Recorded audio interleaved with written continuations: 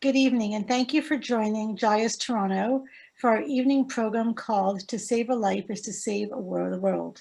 It is my great pleasure to welcome you to tonight's fabulous program. We have a great panel of speakers, all of whom are intimately involved in the refugee sector. And I think you're going to have a delightful evening, and I'm so looking forward to today's conversation. JIAS Toronto was created in 1922 to support Jewish refugees that were fleeing Europe. For close to 100 years, JIAS has been helping newcomers and it's stayed true to its original mandate of helping refugees as a SAW, which is a sponsorship agreement holder, that partnership we have with the federal government to privately sponsor refugees. If you've joined us for tonight's evening program, it's because you're passionate about immigration, curious about how you can help refugees, and you deeply care about saving someone's life. And everyone on today's panel has not only saved one person's life, but they have been responsible for actually helping many more. So I'm going to share with you the format for this evening, and I'm really looking forward to it. So we're going to start off with two of our experts in the refugee space. I'm not reading biographies because you've been sent them all in your pre-registration package. Then we're going to be speaking with an anchor family. Then we're going to be speaking with someone who was responsible for setting up a constituent group. And finally, we're going to be speaking with one of our volunteers. And then after everyone gets to speak a bit, we're going to have a lively conversation. If you have questions you would like to ask, please do not hesitate to put them in the chat box, and I will be monitoring them throughout the panel interview. So to start off, we have Dr. Naomi Alboim, and I'm delighted to have you join us tonight. Thanks very much, Elise. Well, welcome everybody, and I'm very glad that you took the time out to join us today. I've been asked to speak tonight as part of JIAS's effort to raise awareness of and hopefully encourage action in the Jewish community to participate in the resettlement of refugees from around the globe to Canada. Unfortunately, the number of displaced people in the world continues to grow. According to data provided by the United Nations High Commissioner for Refugees, there were 79.5 million forcibly displaced people worldwide at the end of 2019, an increase of 10 million over 2018. Displaced people in 2019 included the close to 46 million who fled to areas within their own countries, the 26 million we call refugees who fled outside their countries, as well as those over 4 million people awaiting the outcomes of their asylum requests, and almost 4 million Venezuelans displaced abroad. Let me give you a few more stats. A full 1% of the world's population is displaced. 80% of the world's displaced people are in countries affected by acute food insecurity and malnutrition. 73% are hosted in neighboring countries like Turkey, Colombia, Pakistan, and Uganda, many of which are facing their own internal difficulties. 68% came from just 5 countries: Syria, Venezuela, Afghanistan, South Sudan, and Myanmar. The UNHCR attempts to find durable solutions for refugees. First, voluntary repatriation to their home countries when circumstances allow it. Second, local integration in neighboring countries. And third, resettlement to third countries. But repatriation is becoming increasingly difficult. It's harder to return home now than it was in the 1990s, with repatriation falling from an average of 1.5 million per year to roughly 385,000 per year over the last 10 years. Local integration in neighboring countries is becoming harder, with fewer countries able or willing to absorb large numbers of refugees because of their own internal economic, social, and political issues. And far fewer countries are willing to permanently resettle refugees from abroad. Of the 26 million refugees in 2019, only 107,800 of them were resettled to 26 different countries. That's only 0.4%. Canada resettled more than 30,000 refugees in 2019, more than any of the other 26 countries volunteering to do so. 28% of the world's resettled refugees, but this is a drop in the bucket compared to the need. What allowed Canada to be a leader in refugee resettlement is multifold and interconnected. One, the leadership that the Canadian government has shown in this area. Two, the public support for immigration generally in Canada, and the resistance of Canadians to the populist wave that flowed over other major countries of resettlement, like the United States and Australia. And three, most importantly, the involvement of ordinary Canadians in the private sponsorship of refugees. I say interconnected because it's a virtual circle. The leadership of the government put the necessary policies and programs in place, including the private refugee sponsorship program, but also set the positive tone and discourse for admitting refugees to Canada. This helped to reduce the populist, anti-immigrant, and anti-refugee rhetoric sweeping many countries around the world. And the involvement of ordinary Canadians in private sponsorship demonstrated to the government the willingness of Canadians to support and participate in the refugee resettlement process. And these sponsors became champions for refugees in their own communities, countering anti-refugee rhetoric and countering all the hate that has existed in other countries. This encouraged the government to continue its commitment to refugee resettlement. In 2019, of the over 30,000 resettled refugees who came to Canada, more than 19,000 were privately sponsored, and just under 10,000 were sponsored by the government. The government's three-year plan for 2020 to 2022 continues these ratios with almost twice as many privately sponsored refugees, or PSRs, to be admitted than those government-assisted, or GARs. By 2022, the plan calls for approximately 11,000 GARs and 20,000 PSRs to be admitted. This puts more and more onus on private citizens and organizations like JIAS to respond to refugee crises around the world by putting their resources and energy to the task of resettling refugees. The notion of private sponsorship was first included in the 1976 Immigration Act.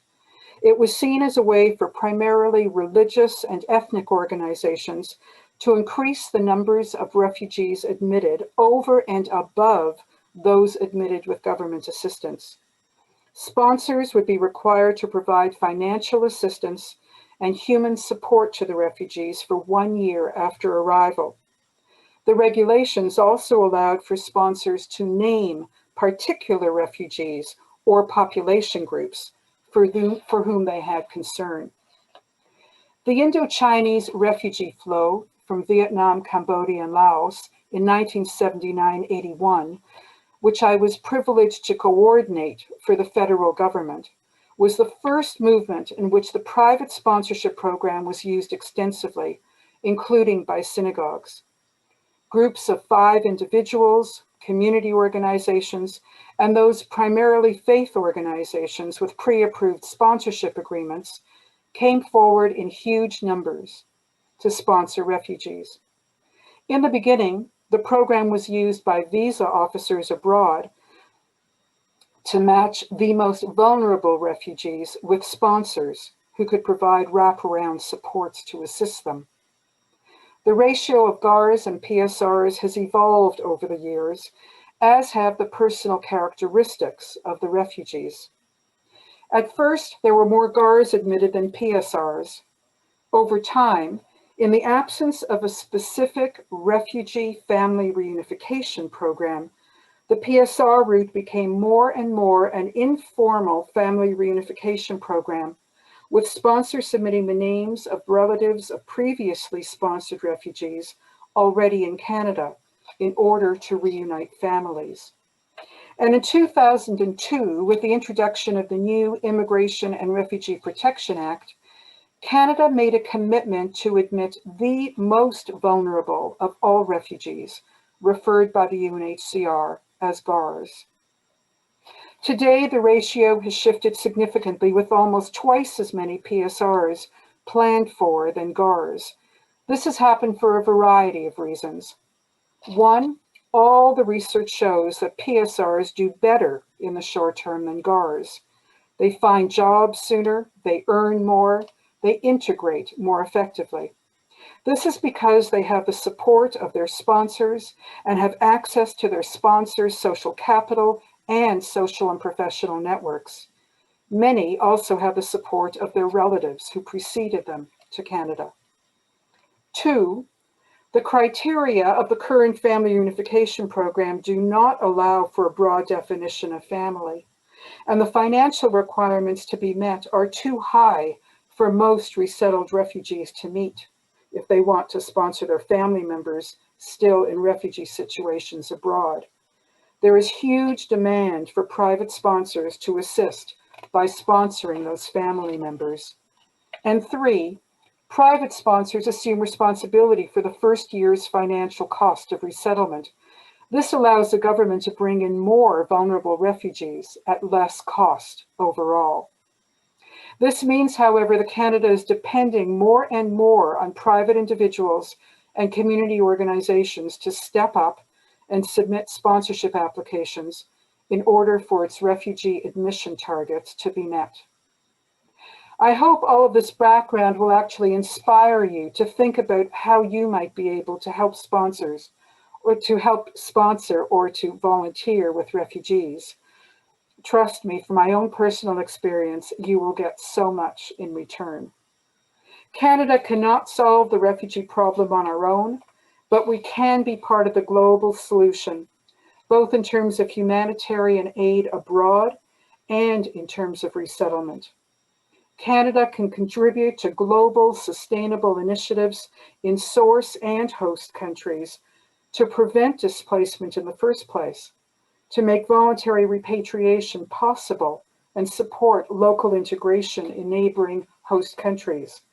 There is also much we can do individually to assist those millions who remain overseas by donating to the World Food Programme and to the United Nations High Commissioner for Refugees. And of course, resettlement and asylum processes in Canada remain a small but a very important part of the global solution. As Jews, we understand refugee situations and know what happens when the world ignores crises.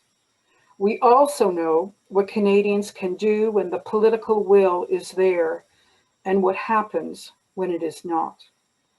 We respond to refugee crises as Jews for many reasons. It's the right thing to do. It's a humanitarian thing to do given the crises and millions of people in need. It's an opportunity to put our values into practice, welcoming the stranger and tikkun olam. And children of refugees, like me, see this as an opportunity to pay it forward, to return in return for the safety and security that Canada gave to our families. Canadians are a generous people, and so are the members of the Jewish community. We hope many of you will step up to help groups of refugees feel safe and welcomed and to integrate well as part of the Canadian fabric, so that they, like other refugees and their children and grandchildren before them, can make a contribution to our country and to the people in need who come after them. Together, we can all make a difference. Thank you. Thank you, Naomi. We're delighted once again to have you join us tonight. Next, we're bringing our resident guru, Leah Kisel, who is our refugee guru at JIAS. And Leah wears many hats, but tonight she's going to wear the one to share with everybody watching tonight what we do at JIAS in terms of the refugee space. Thank you, Leah. Thank you, Elise. And thank you, Naomi, for sharing with us the shocking numbers of displaced people worldwide, as well as your inspiring words. JIAS Toronto has been a sponsorship agreement holder since November 2014. This means that we have entered into agreement with the Minister of Immigration, Refugees and Citizenship Canada that allows us to sponsor refugees from around the world and bring them to safety. During the height of the Syrian refugee crisis, and in response to the outpour of support from the community to sponsor Syrian refugees, JIAS partnered with 32 constituent groups and sponsored over 130 Syrian refugees. 95% of these groups were synagogues and other religious organizations. Each family sponsored by JIAS was matched with a constituent group, and these are teams of volunteers who donate their time to support these newcomers. These groups varied in size from 5 to 150 members, but what was most important was not the size of the group, but rather that the families were matched to one. The success of our program was such that in 2017, the federal government approached JIAS with a request to take on the settlement support of government-sponsored refugees. They offered to provide financial assistance for up to 24 months, as long as JIAS would take on their settlement support. And of course, we agreed. To date, we have partnered with over 63 groups, including organizations, private individuals, and family members of the sponsored refugees. We have sponsored over 370 refugees from Syria, Iraq, Iran, Sudan, Eritrea, Vietnam, and Rwanda. In addition, we are assisting over 100 government-sponsored Yazidi refugees who were victims of severe trauma and abuse. With the current rise in global anti-Semitism, JIAS Toronto's status as the only Jewish SA in Canada serves both as an insurance policy for the Jewish community, because it gives us the ability to assist Jewish refugees in the event of a crisis, as well as an opportunity to partner with the Canadian government and help fulfill Canada's humanitarian goal of resettling refugees. In addition to being a SA, JIAS Toronto is also funded by the federal government to provide settlement services to newcomers to Canada. So we are uniquely positioned to support refugees from the very start of their immigration journey, which is the completion of a sponsorship application, through to supporting them with their settlement and integration. It is important to explain that each sponsorship comes with certain financial and settlement responsibilities that we cannot meet on our own. The financial responsibilities include securing enough funds to cover the basic needs of each family for a period of 12 months. This includes rent, food, clothing, household items, school supplies, and certain medical expenses. Some of the settlement responsibilities include helping them secure long-term housing, helping them register their children in school, connecting them to their new communities, helping them navigate the Canadian systems, and much more. Although JIAS provides case management and a continuum of settlement and integration services, we do not have the capacity to take them by the hand and help them open their first bank accounts, accompany them to obtain their C numbers, show them how to use public transit, and so on. So we definitely need your help. There's many ways in which you can engage in this work, and we hope that you do. I would just like to finish by sharing from experience that there is nothing more rewarding and fulfilling than saving a life and seeing those families who were once victims of persecution and genocide start new lives and thrive. Thank you.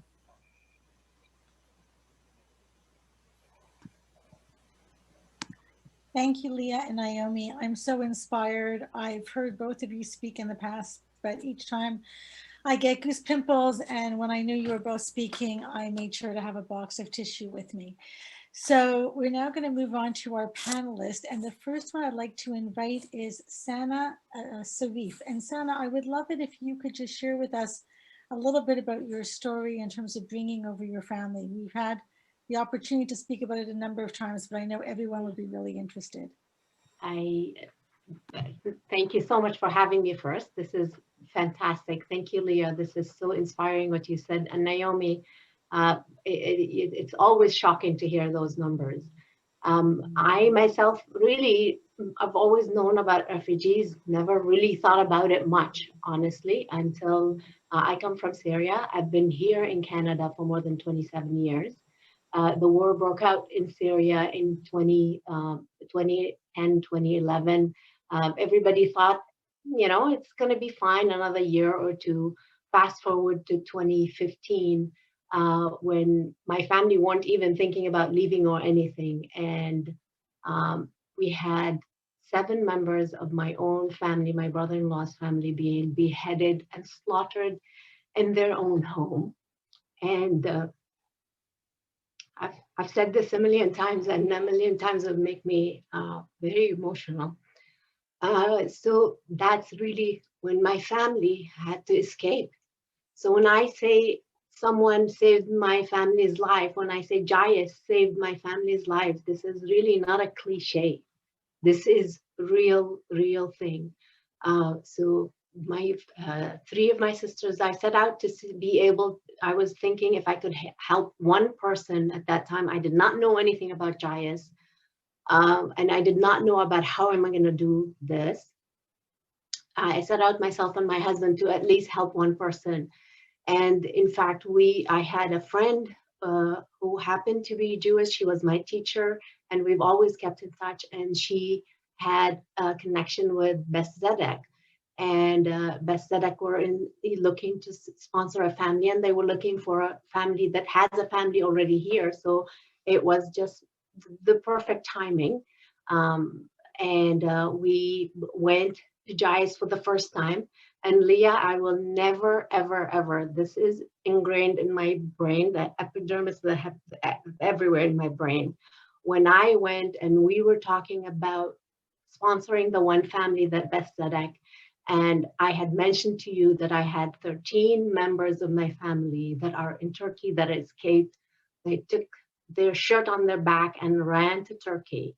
And you told me, we're gonna bring all of them. Like, that is really the most powerful thing I have ever heard. So this is huge. This is, again, it's not a cliche. You saved a life. And fast forward few of 13 people, exactly. And now we have 4 more who are waiting to come as well, and we cannot wait to be reunited with them soon. But so saving a life is one. Changing their lives is such a huge thing. Sometimes I don't think we don't really think about it either. So I had my sisters, one of my sisters who was at home. She has 3 girls, and she studied law in Syria, but she never worked. And I don't know if you know anything about the Middle East, like once you're 30, especially if you're a woman, you're considered old. So because she never worked, she came here, she was in her 40s, and she, within 3 years, she learned English. She took a program at Synagogue College. She graduated, and within weeks from graduating, she's working, and she has a full-time job with the Shouldice Hospital, which is amazing. Like, that joy that you get that after, you know, being after well into your 40s, you can start a new life is just beyond belief. It's really incredible. I look at their children, and my sister, one of my sisters, her eldest one started chemical engineering. The other one this year is looking to be accepted to enter actuarial sciences. And she hears, Jacqueline, we're going to talk to you about this actually, really, because even as a Syrian herself, she's actually shocked to hear here when she tells her teachers and other people that she's going to actuarial sciences. They tell her, oh, you are the first woman that we hear that was going But obviously that's not true, but you can see it's not so common. So this kind of success that you see in the children, you see in the parents, you see after, you know, all this hardship that they suffered in Syria, and the fear, like there's one story that I also, like, I remember so many of their sadness that they went through. I had one of my sister with her daughter who, there was a rocket that fell just meters away from their house, and she grabbed her daughter, ran and hid under the stairs because that's really the safest spot at that time. And her daughter was shivering in her arms for hours after that. So this daughter now, she initially came and she really couldn't even speak because she was so outspoken before, but because of all this fear, for a first year, she couldn't even talk. And now she's thriving and doing so well. And lastly, I'm not gonna deny the joy for me to be reunited with them, the joy for me to have my little sister, my baby sister here, and her children who I've longed so much. We were never able to go visit so often. And even if you visit once a year, which we never were able to do, was not enough. To have them here is a huge, huge joy that on its own is just so big. And I will never, ever, ever, ever forget JIAS. Like, JIAS is really part of our family, and that will never, ever change. Thank you so much, THANAA. And I have to say, not only kudos to the JIAS team and to all the CG groups, Betsedic and all the many others, but I must say, you know, a huge thank you to the Canadian government for leading this effort. This has been really, the Canadian government has championed this program. And I've had the pleasure, and I know Leah has, of people from other countries coming to us to see how they can emulate what Canada has done. So thank you for sharing that story. I never, no matter how many times I hear it, I still cry, but thank you again. So Jackie, you know, in addition to being an actuary, you are volunteer extraordinaire in terms of how you pull together your CG group and the work that Holy Blossom has done. So can you perhaps share with us the other side of the story of what it means to be a CG group, what it means to raise the funds, and just, you know, take us behind the scenes about what really happens. Okay. So I have so many different notes and I could talk for hours. I'll try to be focused. So I feel very blessed. I feel blessed to be part of Holy Blossom Temple, where social action and acts of commitment to tzedakah is in the DNA. And also blessed to be a partner with JIAS, because without either one of those, they came together, and it really is made for tremendous success. And I'm, you know, looking at my phone at an email I sent recently to Rabbi Helfman. He wanted just a summary of what we had done, and I wrote him that we've helped 9 family units, and each child who's over 18 who comes alone is counted as a family unit. So one was a large extended Syrian family, which consisted of grandparents, and there were 6 family units with 4 generations, and, you know, families with children and grandmothers and great grandparents. Our next family unit was a single Yazidi woman. We helped a Rwandan family of 4 who 2 weeks ago are now a family of 5. And it was just wonderful to, you know, welcome them. And the Holy Blossom community came together with baby strollers and high chairs and cribs and everything, new mattresses, new cribs, everything. And we helped a Yazidi family of 3. And some of our families arrived really, they weren't through that first year. They weren't into month 13, as we say, when COVID hit. So we've been doing this, you know, 4 or 5 years ago and up till now. We have, again, this incredible community at Holy Blossom. For 5 years, I've had over 150 people on an email list. And so whenever I need anything, I just send out an email. It may be in the middle of the night, you know, one of our girls needs help with her grade 10 chemistry. Can I get a tutor? And I'll get 18 people, you know, volunteering by 9 a.m. the next morning to help her with her chemistry by Zoom.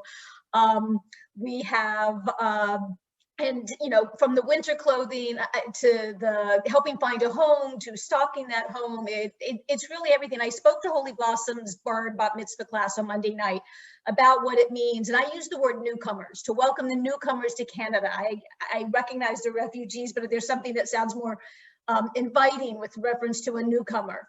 And I said to the young kids, I said, imagine what happens if you come off a plane to a new place where you don't know the language and you don't know the weather and you don't know the culture, and all you've got are 2 little suitcases. And that's all. And, you know, I said, go think about your kitchen. You go into your kitchen and every drawer you open, the spatulas, the measuring cups, the pots, the pans, the dishes, the dish towels, the baggies, the foil, nothing. So our constituent group volunteer sets up the whole home. And when one winter rolls into the next winter and the kids have outgrown the snowshoes and the ice skates and the helmets, we go back into action and we get everything again. And those things are actually, those seem like the simple things, getting them everything physically they need. But what's so meaningful is the relationships we create. And I have a whole list of what are some of my most meaningful experiences. Watching my youngest son, who is now 16, he visited with me every week for the first year, a family with 3 little boys, you know, and watching him teach them how to use the pogo stick, or even though they couldn't speak the same language, they would play with different balls and mini sticks, hockey. And when we invited them to our house for one of the first brunches, we didn't know the father was an expert ping pong player. And listening to the sounds of joy from my basement with my older sons and my husband, Unhcr, and then we had a massive ping pong tournament. Inviting many of the women, the Rwandan women and the Syrian women and the Yazidi women to my women's Seder. And last year in particular, one of the women had been, it was her 3rd Seder at being with me. One was, you know, 6 months after she moved, when I'm sure she didn't understand anything in English. Then a couple years later, where her English was better. But then last year in the Zoom box with the 120 women, I asked her if she would do a reading. And so she read Magid. It was a story of a modern Exodus, but she had lived in Exodus, her own Exodus. And it was just so meaningful and so moving to hear. And one last thing, and then I'll be quiet. So one of our families, the big Syrian family who came in the fall, they're now going through their citizenship process. And so a couple weeks ago, they would, you know, we were invited, they passed their test and they were having their interview. And so my husband and I, we've ordered the Roots Canada sweatshirts, because that's what we always get when people become Canadian citizens. We did it for Rabbi Splansky and her husband. And when they became citizens, and we've got the family of 5, their Roots Canada sweatshirts ready for the celebration. Jackie, I love hearing your stories, and I hope everyone can hear me because my internet seems to be a little wobbly today. I'm going to pass on to Oded. I've known Oded, I guess, since I first moved to Toronto, and it was really wonderful when we reconnected back at JIAS. So Oded, if you can please share your experience as a volunteer. Thank you, and thank you very much for having me today. I'm kind of humbled to be among this group of panelists, because my experience as a volunteer has really only been about 3 years, and just working with 2 or 3 families. But it's been a fantastic experience, and I want to share a bit about it. First of all, generically, why volunteer? I think that's a question. Everybody has their own answer to that. For me, when I retired, I wanted to finally give back. After years of building a career and a family, I wanted to give back a little more. I wanted very much to contribute at the individual level, rather than to an organization or to a board. And, you know, we all have, philosophically, we have one life to live. And I thought it'd be great to try something a little different, learn, and especially meet new people. And I have to say, well, there's one more reason actually, and that was when I retired, my wife was still working, and she threatened me that I should not be found on the couch watching CNN with a cup of coffee in my housecoat. But all of the goals that I mentioned have been met and exceeded through my volunteer experience with JIAS. I don't need to tell you much about why I'm working with newcomers and refugees. Naomi really gave very compelling reasons for why, as a community, we are involved in this type of work. I can say that I also had a particular affinity to working with children. And I don't know why, actually. I guess I always wanted to be a teacher and never was. And as a child, I was uprooted twice by the age of 10. Certainly nothing compared to what our newcomers have gone through, but I moved and I know how hard it is to come to a different place, a different country to live. How it started for me is I was involved in a private sponsorship of a young Eritrean man who was to come here from Israel and hopefully will soon. And I then went to Holy Blossom almost exactly 3 years ago to an asylum seekers fair, which was extremely moving. And I walked over to the JIAS table afterwards and met Leah and said, I'd like to get involved. I started out by working with a young Russian newcomer, a teenager who was unable to go to school. And I basically tutored him through grade 8. And I guess I did okay because then I was asked to work with a grade 1 Eritrean refugee, newcomers, a family of 6, 4 boys, and grade 1 student who needed a little help with school. That blossomed into much, much more than that. First of all, my relationship with this child was extremely gratifying. You can just see the appreciation, not only on his face, but his family's face, and the feeling when you walk into their house and you are greeted with your name, as if they've been waiting to see you forever, right? And you very quickly become a member of the family. That includes learning their culture, enjoying their food. You know, who would know that I'd go home with care packages from an Eritrean family? But that's what started happening. And the meeting new people, I met the JIAS staff, of course, a wonderful community of volunteers, and of course, the family I volunteer with. It also keeps you very young, working with children in particular. And working through the pandemic has been an opportunity to innovate and invent new ways of doing things. It was one child that I was working with, of course, but that's not the way it is today. I'm working with a community of other volunteers. I'm not alone, but obviously the parents need help. There are medical issues, there are challenges for the other children at school. It's impossible to spend time with one child without the other 3 saying, what about me? So you're helping all of them. And I think it's impossible to really estimate the impact you have on someone's life when you're doing something like this. One of the most touching things I found was I, for personal reasons, was unable to contact the family for a little while. And the father told me that he had lost sleep for a few nights, wondering if I was no longer his friend. That just brought tears to my eyes, that you become so close to a family. So that's my volunteer experience. It continues to evolve. And I can't tell you how much it's wonderful to work with other people. I'm not alone in this group. Some of the people on this call are supporting the same family, and it's wonderful. Thank you, everyone, for your comments. I'm going to be going around the panel and asking some targeted questions. For those of you, I know Oded, as I said, since I moved to Toronto, and I knew Oded in his executive capacity. So finding out that he tutored our refugees was really inspiring, touching, and quite shocking for me. So it just shows that somebody who's committed to doing this really can really make an impact with refugees. So thank you all. Naomi, I was very moved in our conversation that we had, that you made a comment to me. Naomi, can you share with the group what you shared with me about being able to, even though your policy work has helped you save thousands of refugees' lives, the impact it means of actually working directly with a family? Well, I'm not going to say anything too different than what Jacqueline has said and that Oded has said. But I started in working with refugees back, as I said, in 1979, which is a long time ago. I'm the child of, my mother is a refugee, was a refugee, she's no longer with us. And our home was a kind of for refugees.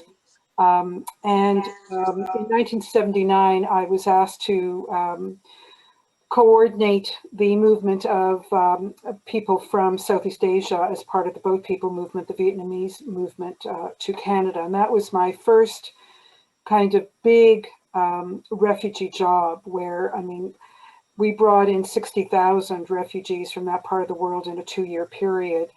And I was responsible for the work that brought in many of them to Canada. So I had certainly an understanding of the big picture. I then became involved in settlement programs and settlement policy for all refugees from all parts of the world.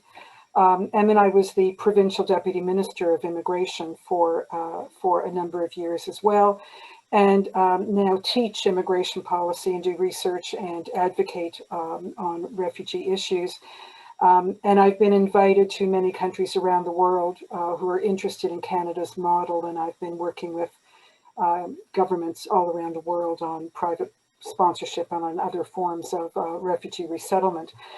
And I do understand the issues, but not as well as I do now as a result of my involvement with a family that we sponsored at our show. Our show was the first synagogue in Canada to sponsor Syrian refugees, and we were the first group to work with JIAS on Syrian refugees.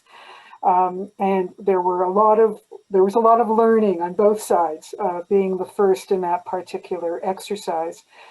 But we started off with a family of 5.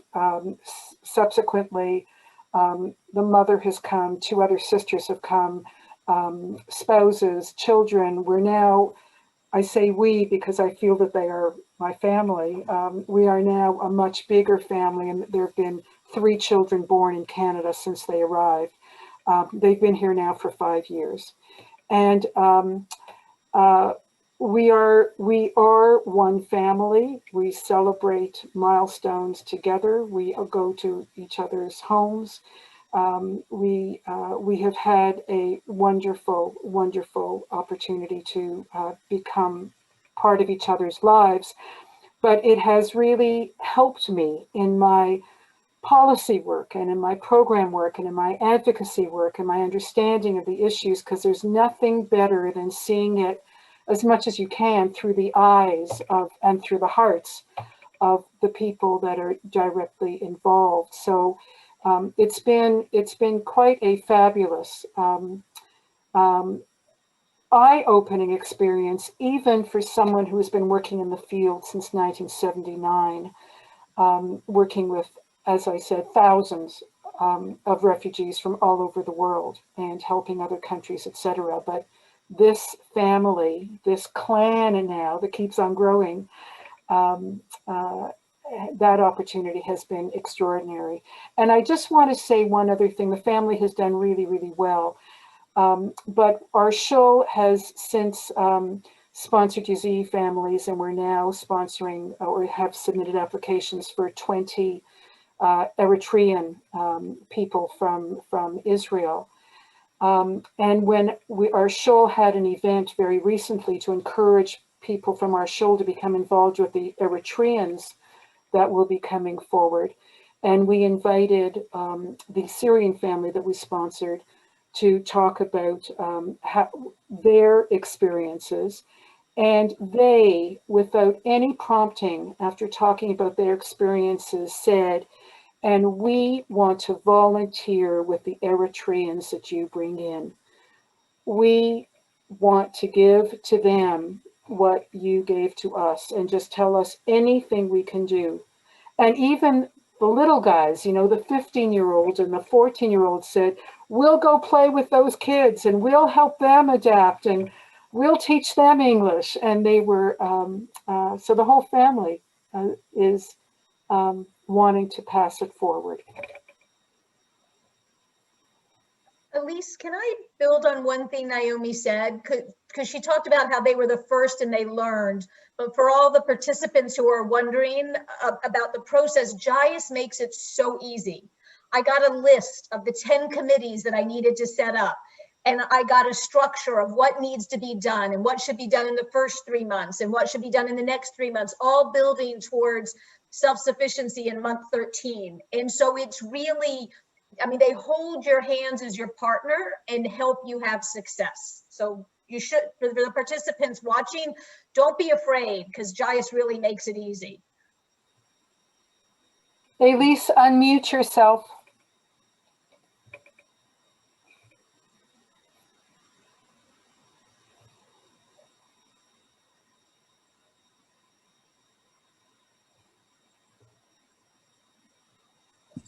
Can everybody hear me?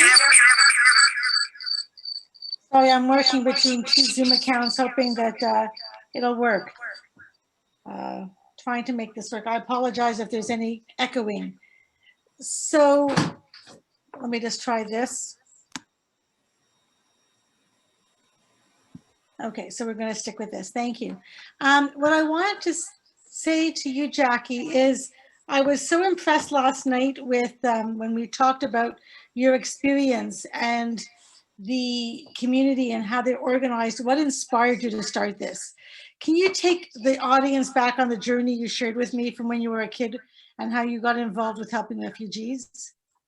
So almost with everything I do, volunteer-wise, family or professionally, my mom was my inspiration. She's a social activist, a civil rights activist. And I remember as a young girl marching to free Soviet Jewry and wearing big chain necklaces. And I remember she adopted when a young immigrant family moved to Atlanta, Georgia, the little girls Bella and Tanya. When I was a single adult who moved to San Francisco in my late 20s, I adopted my first immigrant family from Kazakhstan, and then I met with them every week and taught them English and the American culture.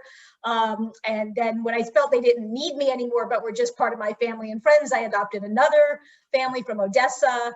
And then when I got married and actually settled, moved from the US to Toronto, my husband and I reached out in the Jewish community to say, can we adopt another family? And adopted a family with 2 young kids from Uzbekistan. So I knew the process. I had been trained by the Jewish professionals about what to do and expect when people were from different cultures, when they didn't speak the language. You know, back then it's so easy now because you can use Google Translate on your phones, and we could meet and communicate at first, but in those families, it was before the days of cell phones.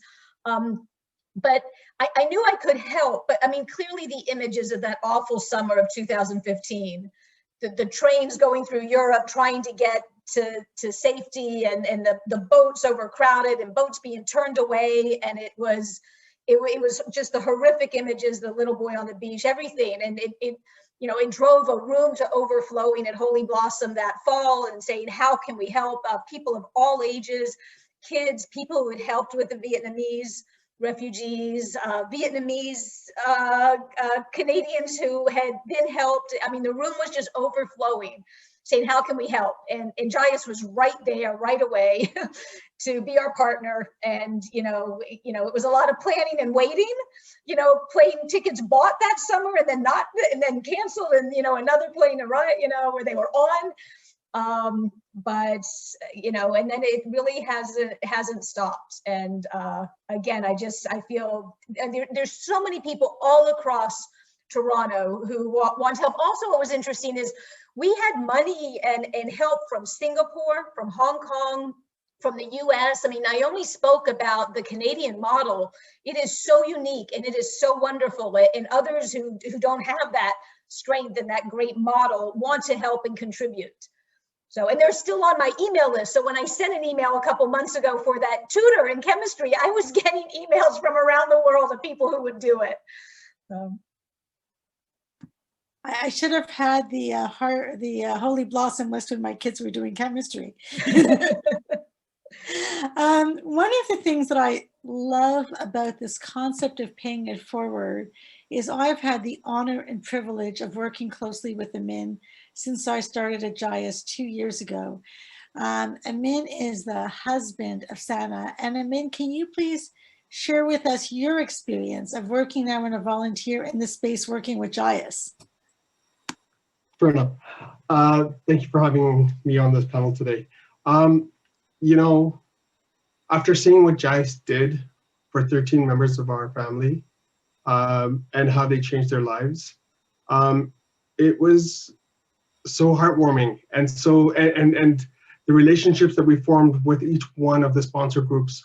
But from that day when we left JIAS, and again, that day is etched in my head because I remember SANAA crying all the way home, saying, I can't believe that they're going to be saved.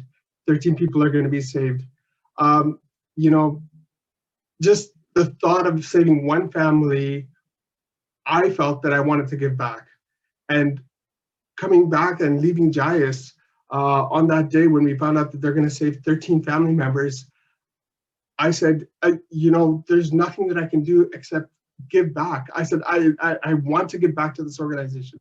And it's been my goal and has been and will be my goal to give back to JIAS for as long as I possibly can.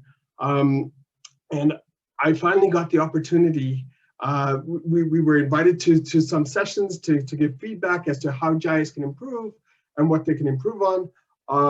To be honest with you, the way JIAS is structured from the time of when we started dealing with them, it is a structure of supporting refugees like no other. We've spoken to refugees who did not come through JIAS, and they were shocked. Syrian refugees who didn't come through JIAS were shocked. They were like, they're doing that? You have touch points with them? You meet with a support worker once a month or once every couple of weeks? They were shocked that they continued this ongoing till we didn't need them, and we still keep in touch with them. Just on those bases, I wanted to give back to this organization because I believed in what they did. And I truly believe in how they're structured and how they helped. I'm not Jewish, but their values aligned with my values. And in terms of helping others and helping people, this was incredible.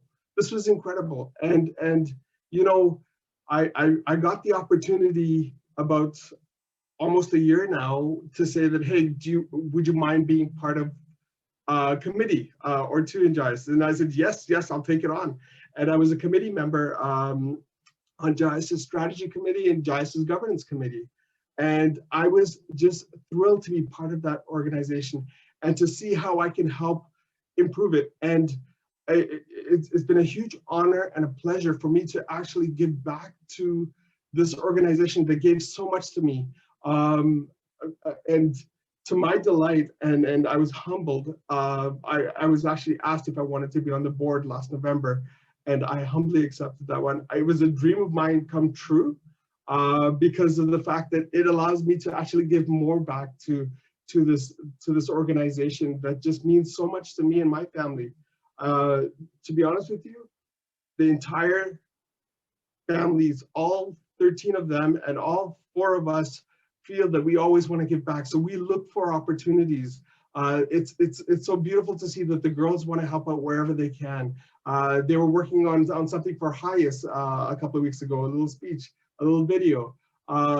When we have to speak to synagogues or organizations, we're more than happy to share our time. It just means so much for us. And for me to give my time and my effort to JIAS, it's the least that I can do to pay them back. I'll never be able to pay back JIAS for what they've done, but this is the least that I can do. And I'm hoping that this will continue. I can guarantee you it will continue for generations to come, not only for myself, but from the family members that we have who want to give back, who know who brought them to Canada, who know who helped them out in these situations. And they know that it was JIAS. And I can't thank you enough. And I'm indebted for life to you, to JIAS, to my JIAS family. Well, it's not for life, although it must feel like it when I keep on inviting you to do more things. So you know what? I'm hoping it's for life. So I plan to stay here for life. You guys will have to pull me away.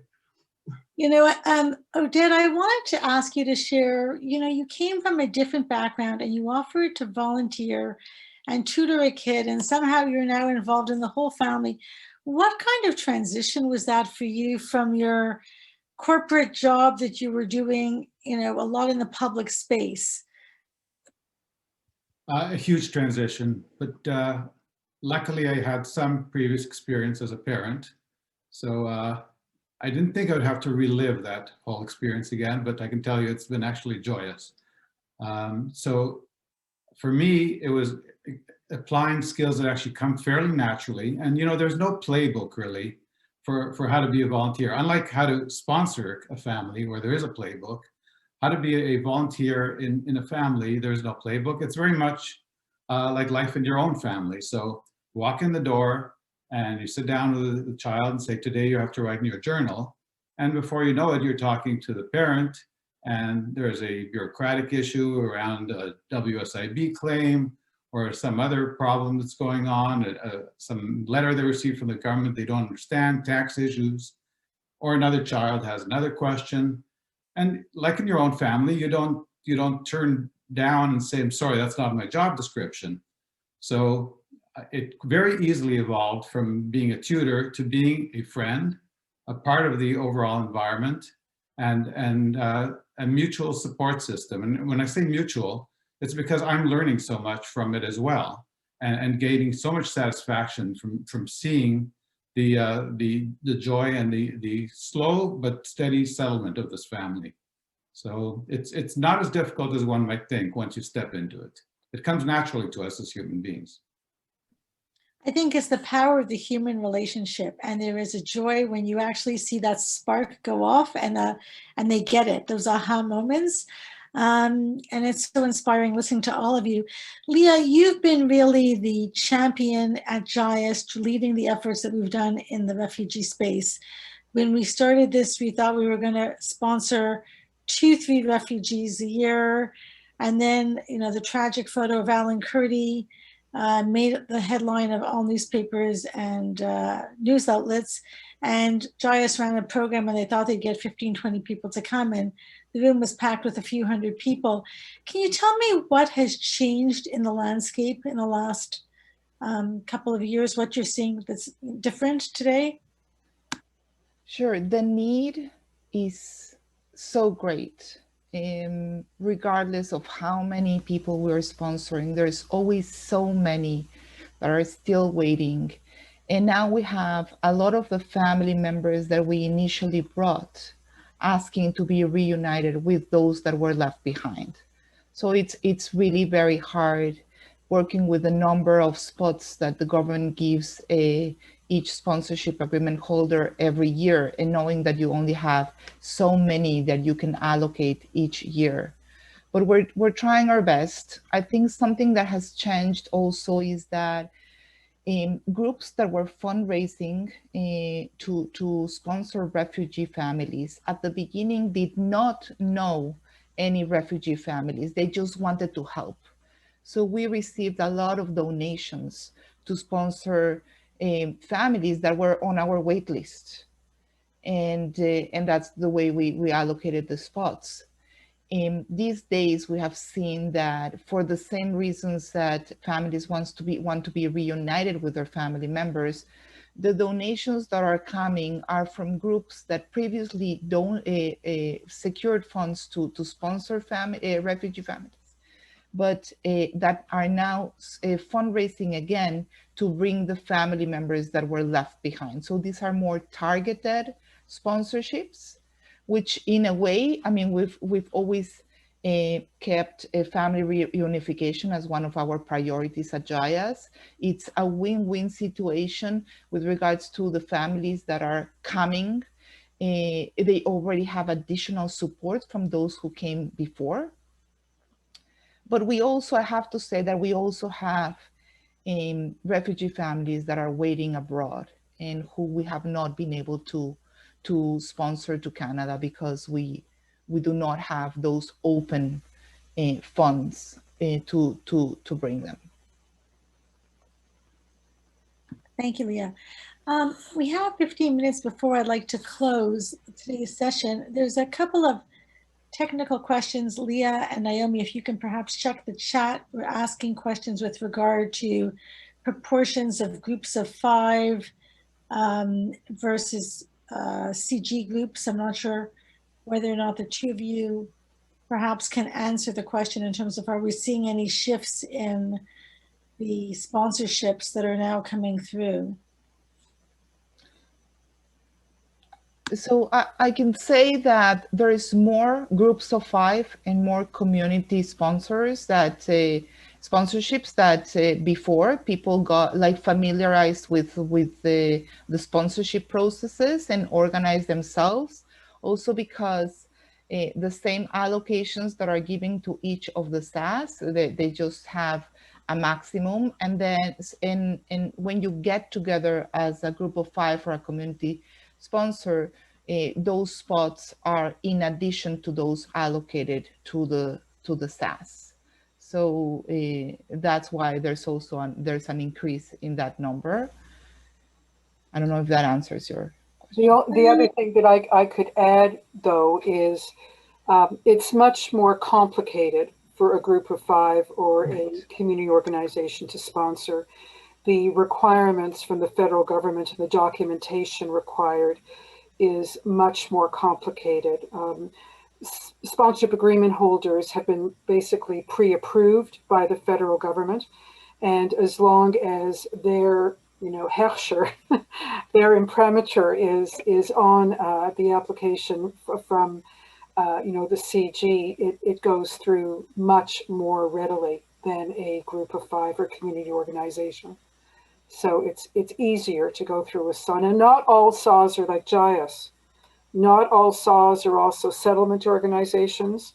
Not all SAs have sort of both roles that they play. So it's very different. But like other SAs, when JIAS submits an application, it's basically approved. And then you just have to wait. But the approval process is much easier. And it's also faster. It's also faster. Like we're talking about at least 6 or 7 months. It could be 6 months faster because of that first approval. Now, there is another route that we haven't mentioned at all tonight, which is the blended visa office referred program. And that's an interesting program because it's sort of half and half privately sponsored and half government assisted, where the government actually submits referrals. Let me backtrack. The United Nations High Commission for Refugees refers people to the federal government of Canada as people who are vulnerable and in need of assistance. And the federal government agrees to put up the 12 months funding, but needs a sponsor group to provide the wraparound support because these tend to be very vulnerable families. So if a group does not have the funds, but certainly has the human resources, that's a way to go to provide the human support and bring in people who don't necessarily, and most of them don't have family members here. They've been identified by the UNHCR as being very vulnerable and in need of sponsorship support. And just to address the last 2 questions, one, Naomi, can you just answer the question of whether or not from your policy perspective, are you seeing any shifts or changes in the government's plans to increase the number of SAW spots? Would that make a difference in terms of the growing needs of refugees, or is it more based on the number of refugee spots that is really the driver? The government of Canada every year puts forward a plan, an immigration plan, as to the numbers and categories of admissions for the next year. They're now doing it on a 3-year rolling basis. And they identify in that plan how many economic immigrants, how many family unification cases, and how many refugee cases will come forward. They also put forward in that plan what category of refugees will be included in that target. And that includes those people who come to Canada and are seeking asylum, those people who are sponsored from abroad as government assisted, those people that are sponsored from abroad as privately sponsored. And those numbers are targets, so they're not cast in stone, and there is some slippage between the categories, but that's basically the way they proceed. Within the resettlement numbers for privately sponsored refugees, it is not made public widely how many of those are groups of 5 and how many of those are SAWs, but the SAWs are told what each of their targets are. I would suspect that the government is always looking at what the demands are. SAWs are always asking for more allocation. My expectation is, given the numbers have increased for the next 3 years and there are more privately sponsored spots being set aside rather than government assisted, that we will see some increases in the spots for SAWs. Thank you so much. What I was hoping we could do now is everyone have the opportunity to share some takeaways, and I will recap with ways that you can get engaged and work and help us once again save a life is to save the world. So how you can help in this effort that JIAS has been working at for almost 98 years. So I'm going to start with THANAA and AMYN. What would be something you would want to share with someone who's maybe not put their toe in the water in this space that they should know, or you think would be helpful to know? I think a few things, but one of the first thing is the selfish side of it is you're giving, but you're actually receiving so much more. Like, it's just really incredible, the joy and the happiness that you get when you're giving. But there is honestly so much, like many of you mentioned, there's so much to do. There was a lot of surprises for us when we started, because obviously that was our first experience. One, how amazingly JIAS, how organized and professional that was. That's honestly like beyond belief, because like AMYN mentioned, we've talked to so many people who've come through many different ways.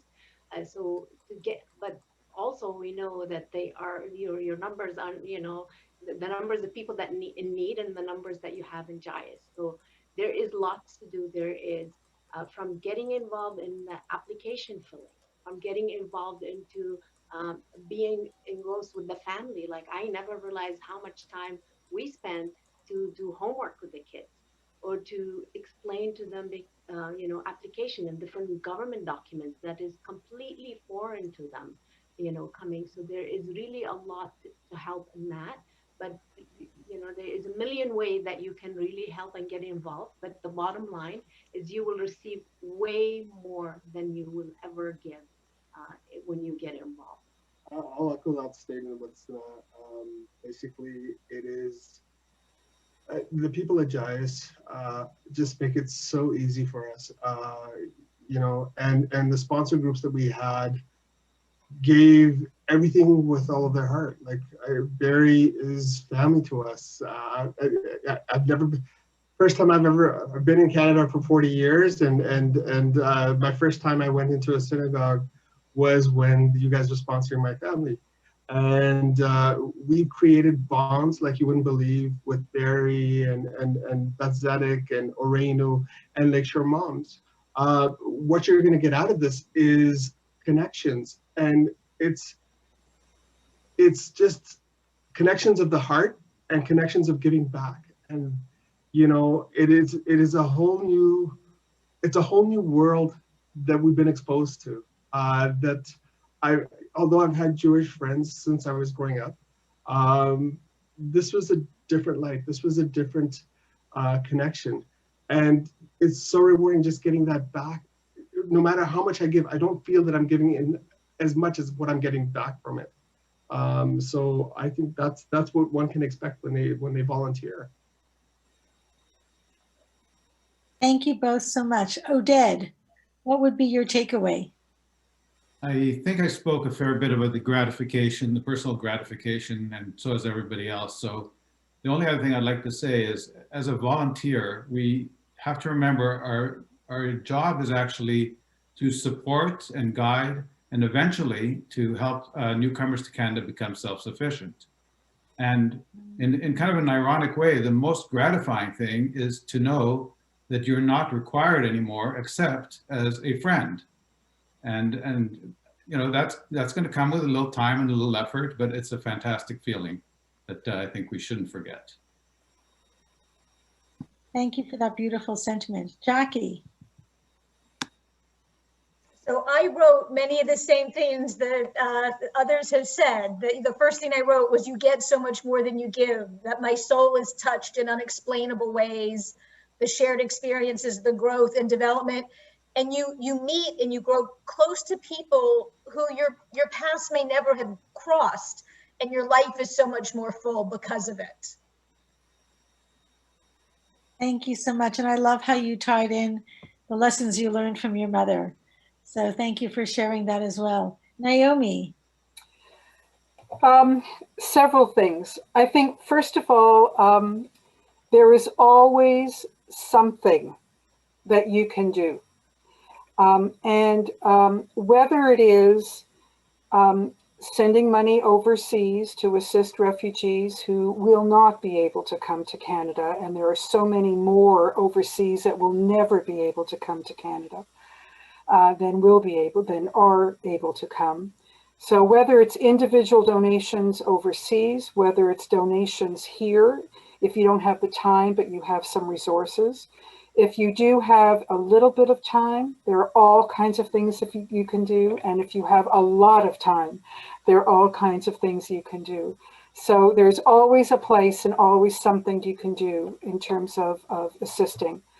But I think it's also, as other people have said, for our show at Archinoam, it was really, as it is, I'm sure, Jackie, and yours, a real community building exercise. Bringing people together with a common goal and people working really hard to help in any way possible. And you can see that we're going on with, with other groups and from other parts of the world, and feel committed to that.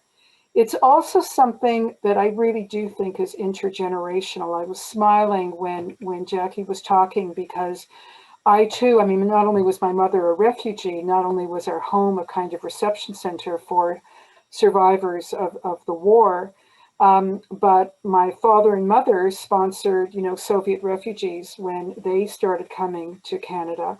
And by doing it, you are showing your children the importance of the work, and you are creating that kind of intergenerational sort of passing on the torch and exposing your children to how they can be involved. And I think for many people, if you do get involved either as volunteers or as sponsors, and I think you heard from other people here too, it can be a family activity. My son and daughter-in-law and grandson were involved in theater excursions to young people's theater, with the children of the refugees that we sponsored. They went skating together with the refugees that we sponsored, and doing something like this as a family, and teaching Tikkun Olam as a family activity is very, very powerful, and I think very important.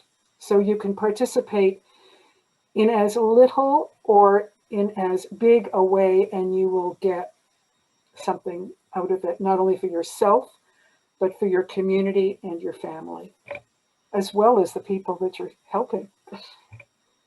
Thank you, Naomi, so much. Leah, your takeaways.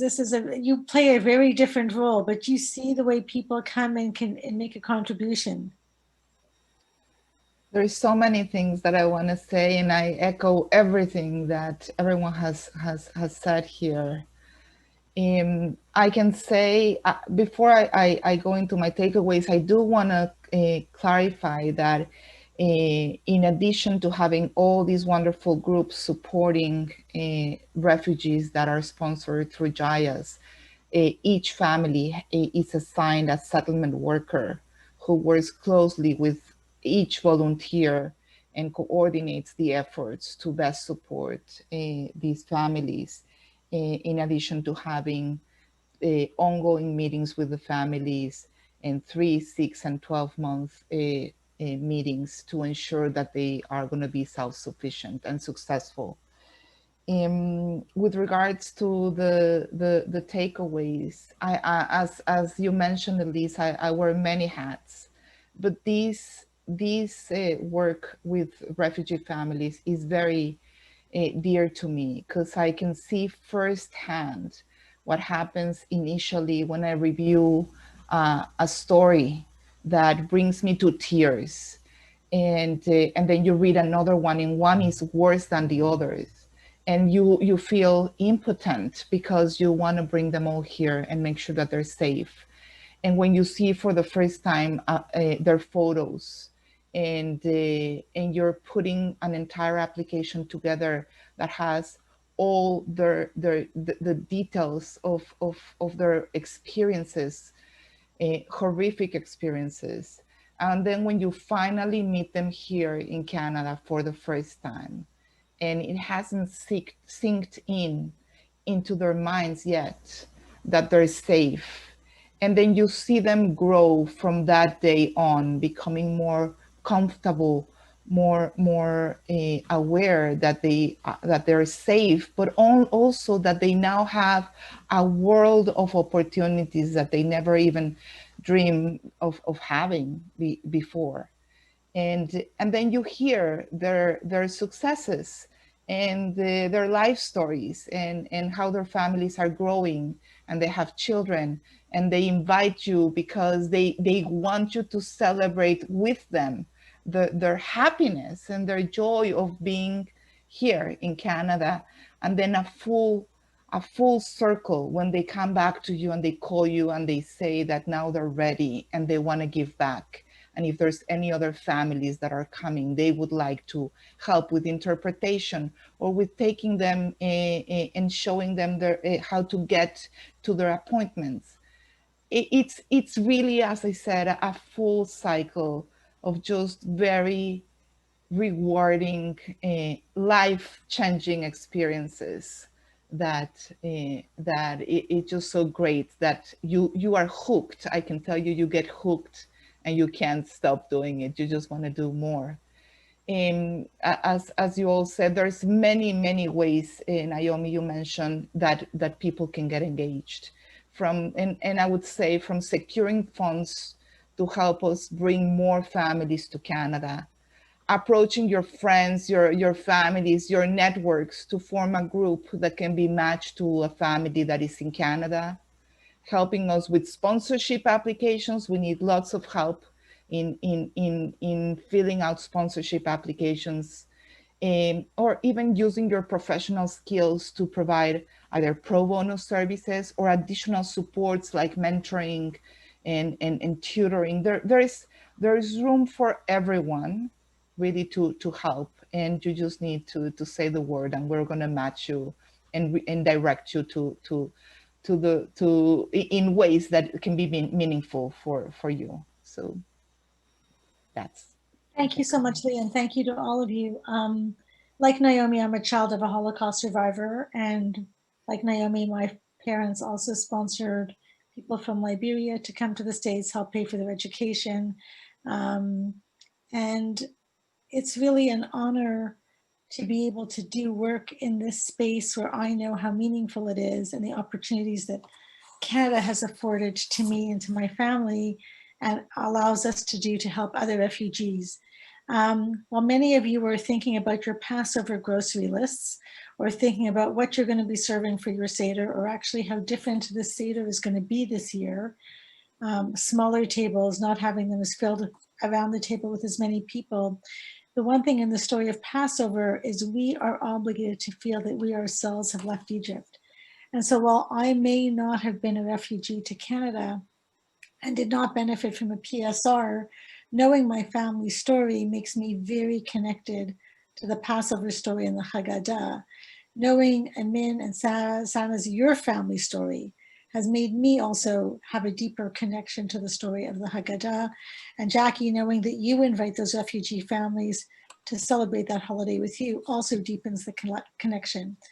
My dad said to me many times, he passed away this past year, that as much as the Passover story was his favorite holiday to celebrate, because when you've not had freedom for over 5 years of your life, you savor every moment of freedom that you have. He said, without the holiday of Shavuot, where we are given the 10 commandments and we are told how we are supposed to act as Jews, freedom without law causes chaos. And with that law is we are obligated according to the Torah 36 times to welcome the stranger. So while you all sit at your family tables this year for Passover and you share the story of the Exodus of Egypt, perhaps you can ask a question: how would you welcome a stranger? How could you perhaps help one? And if you don't know how, feel free to reach out to JIAS, because I guarantee you, we will find a way for you to get engaged meaningfully, impactfully, and a way that fills your heart and your soul. And with that, I thank this esteemed panel of friends, colleagues, peers who I am in awe of, I am inspired by. Really, there are no words, but I just want to say thank you. Thank you.